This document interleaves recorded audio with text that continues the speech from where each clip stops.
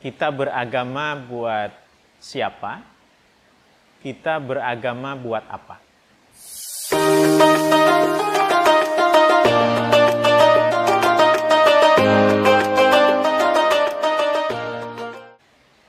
Bismillahirrahmanirrahim. Assalamualaikum warahmatullahi wabarakatuh. Para pemirsa yang dirahmati Allah, saya ingin mulai dengan pertanyaan. Kita beragama buat siapa? Kita beragama buat apa? Sebagian orang memahami bahwa yang namanya beragama itu seperti berpuasa, melakukan sholat, memberikan zakat, melakukan ritual-ritual yang lain, itu untuk Allah. Artinya kita beragama untuk Allah. Padahal yang sesungguhnya beragama itu bukan untuk Allah. Karena Allah sudah maha segalanya, sudah memiliki segalanya. Allah tidak membutuhkan agama. Allah tidak membutuhkan ibadah dari kita. Ibadah kita, agama kita adalah untuk kita sendiri, untuk manusia. Agama dipraktikkan, diamalkan, dijalankan oleh manusia supaya dia tetap menjadi manusia. Pertanyaan berikutnya, buat apa?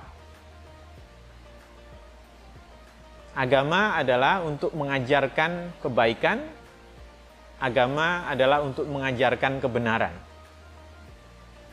Dengan beragama, kita menjadi manusia yang mengenal kebaikan, yang mengenal kebenaran, dan mewartakannya. Nah, disinilah seringkali muncul persoalan.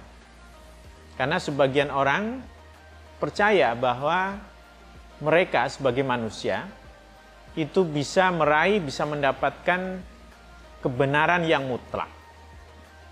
Kebenaran yang kita miliki sebagai manusia seolah-olah adalah kebenaran yang paripurna. Kita mampu merengkuh, kita mampu mendapatkan semua kebenaran. Dan ketika itu terjadi, maka sebagian orang beranggapan bahwa orang-orang yang punya kebenaran yang berbeda dengan dia, yang punya pendapat berbeda dengan dia, yang punya penafsiran berbeda dengan dia, itu salah. Dan karena itu kemudian beragama menjadi tegang. Orang beda tafsir, orang beda aliran, orang beda mazhab, lalu gampang bersih tegang, berkelahi, dan bahkan konflik yang lebih keras. Nah, disinilah saya kira pentingnya kita menyadari bahwa agama itu untuk manusia, dan manusia tidak akan pernah sampai kepada kebenaran yang mutlak. Yang bisa kita dapatkan adalah sebagian dari kebenaran. Kita adalah selalu dalam proses menemukan, mencari kebenaran. Dan dalam proses itu maka kita harus saling mendengar, saling berbagi. Pendapat yang berbeda perlu dilihat, didengar, kemudian saling dipelajari. Nah, inilah pentingnya cara beragama yang inklusif, yang terbuka, yang toleran, yang moderat. Karena dalam Al-Quran pun sudah disebutkan bahwa untuk setiap kaum, untuk setiap masyarakat, untuk setiap kelompok itu sudah ada sistemnya sendiri, sudah ada jalannya sendiri. Walikullin ja'alna minkum syir'ata wa minhaja. Walau sya'allahu la ja'alakum ummatan wahidah. Kalau saja Allah menghendaki, maka manusia ini akan dijadikannya satu umat saja. Fakta bahwa kita ini berbeda-beda agamanya, berbeda-beda alirannya, berbeda-beda kebudayaannya, berbeda-beda tradisinya, itu artinya keragaman, perbedaan itu adalah bagian dari sunatullah. Itu adalah sesuatu yang by design. Dan by design itu untuk apa?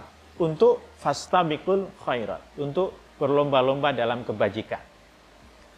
Karena dalam ayat yang lain disebutkan bahwa kita ini diciptakan berbangsa-bangsa dan bersuku-suku untuk saling mengenal, untuk saling belajar, untuk saling mendengar.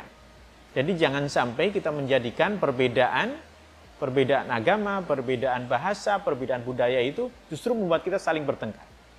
Nah, pentingnya Islam yang inklusif, cara beragama yang inklusif adalah untuk itu. Sehingga dengan cara begitu maka kita beragama, terutama dalam Islam adalah untuk menempa etika, untuk membentuk akhlak yang mulia.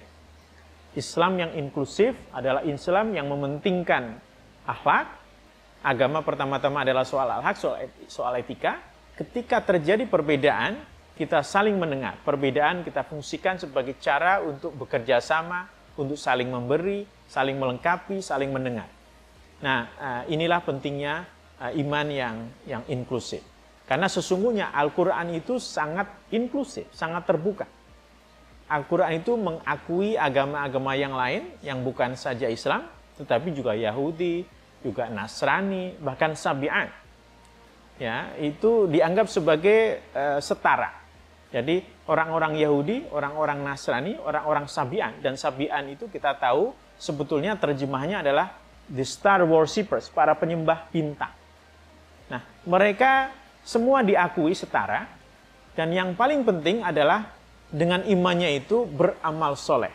Beriman kepada hari akhir, beramal soleh. Kalau itu dilakukan, maka mau Yahudi, mau Kristen, mau Sabi'an, mau Muslim, itu setara. Inilah iman yang inklusif. Marilah kita renungkan ini sebagai bagian dari makna yang perlu kita tanamkan kembali, terutama di dalam bulan puasa ini, sehingga dengan berpuasa, dengan mempraktekkan agama yang inklusif, kita akan semakin bisa terbuka, menghargai perbedaan, dan dengan begitu maka agama yang kita praktekkan adalah agama yang merupakan bagian dari solusi, bukan agama yang merupakan bagian dari masalah. Demikian, Assalamualaikum warahmatullahi wabarakatuh.